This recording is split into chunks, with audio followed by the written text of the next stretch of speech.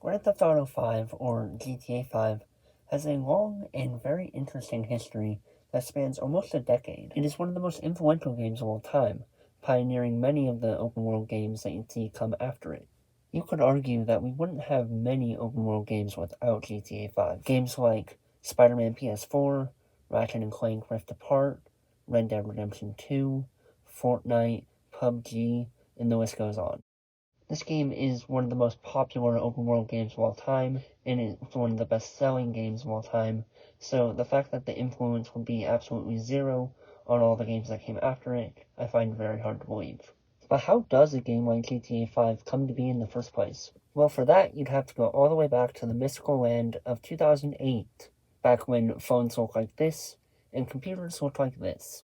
After the major success that was GTA 4, and the much critical acclaim that it received, a sequel to this game was inevitable.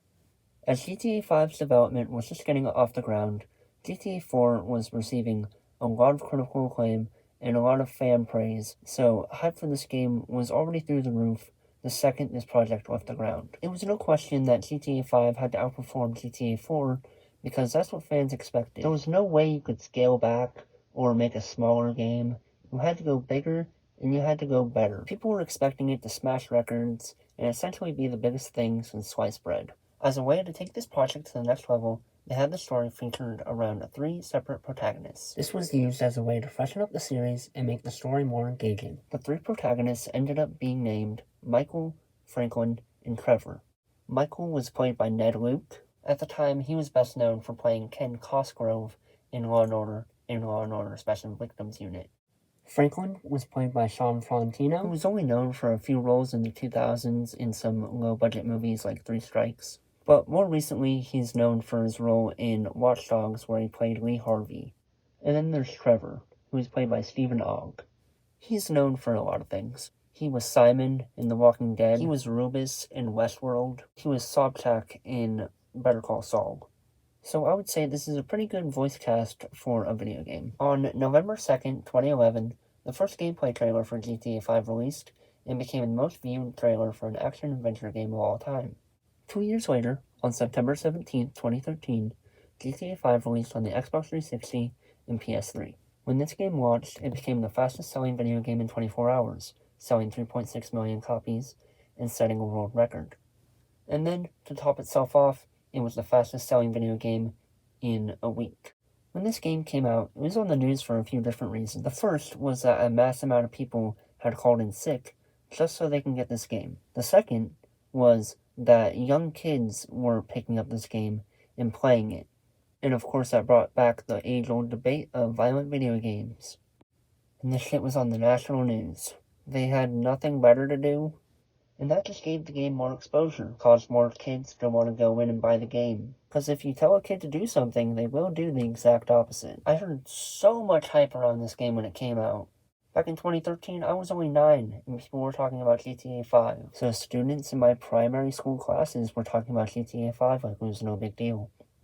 When the dust of the bomb that was controversy settled, none of this mattered.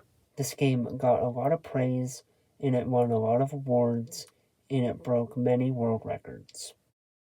People praised the game for its sandbox-like nature, which meant you can essentially run around the confines of the game world and do whatever you wanted. People also praised it for its compelling and interweaving story. This was something that most people had never seen before in a video game, so the fact that this worked out for Rockstar really cemented that they could tell a really good story, but in video game form. This game really ended up living up to the hype, so the fact that this worked out really worked wonders for Rockstar. On October 1st, around 2 weeks after GTA 5's launch, the GTA 5 website also launched. On this website, you can find many of the items that were made up for this game.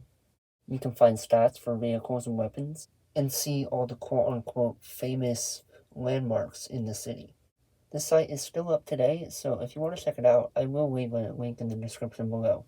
Along with the launch of the GTA 5 site, there was also the launch of GTA Online. This brought 30 players onto the GTA 5 map for a free-for-all. You can do missions, you can level up and customize your character, and you can do races on the streets or on tracks. This was not nearly as popular as Rockstar wanted it to be, so the idea almost got scrapped.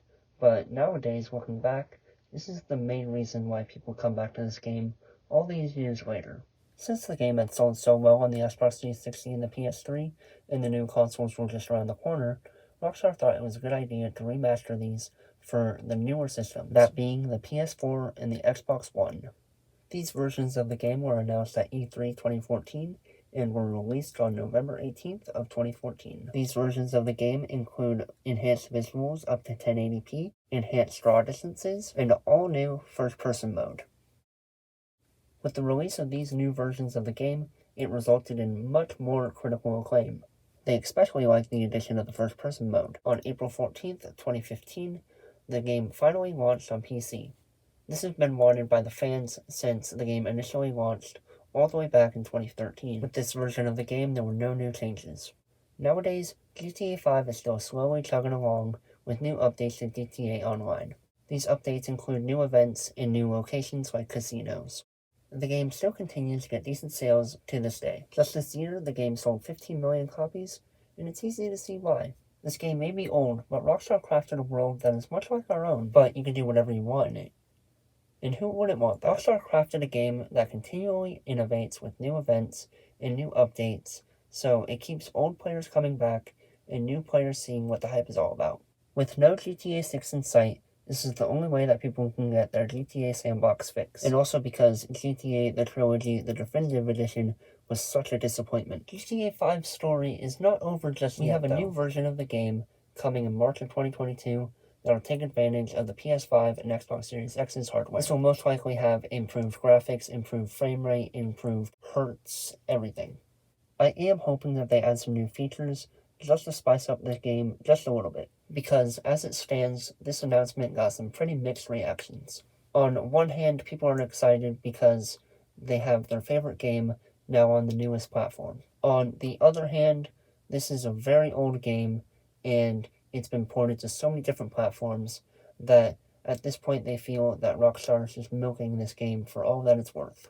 From a business perspective, of course this makes sense. If you have the best-selling game of all time on your hands, you gotta milk it for all that it's worth, because you just want to keep that lightning in the bottle for a little bit longer. And I can see why people are fed up with this game being released over and over and over again.